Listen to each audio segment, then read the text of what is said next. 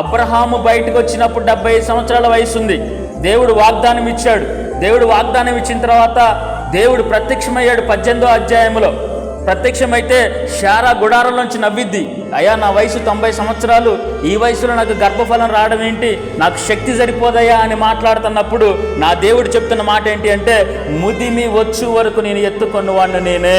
నీలో బలం తగ్గిపోవచ్చు, నీ ఎముకల్లో బలం తగ్గిపోవచ్చు, కానీ నీలో విశ్వాసం మాత్రం తగ్గిపోకూడదని చెప్పి అబ్రహామును వృద్ధాప్యం వరకు ఉంచాడు. ఎందుకో తెలుసా? మనందరికీ మాదిరికరంగా. స్తోత్రం కలుగునుగా. ఉద్యోగం చేసేవాడికి రిటైర్మెంట్ ఉంటుంది. మిమ్మల్ని కూడా అక్కడికిక్కడికి పనులకు పిలుస్తున్నారుగా. కొంతకాలానికి వయసు అయిపోతే మనల్ని ఎవరైనా పిలుస్తారా? నడవలేకపోతే ఎవరైనా మనల్ని పిలుస్తారా? ఎంత గవర్నమెంట్ ఉద్యోగస్తులైనా ఏదో ఒక రోజు ఏమైపోవాలా? రిటైర్మెంట్ అయిపోవాలా.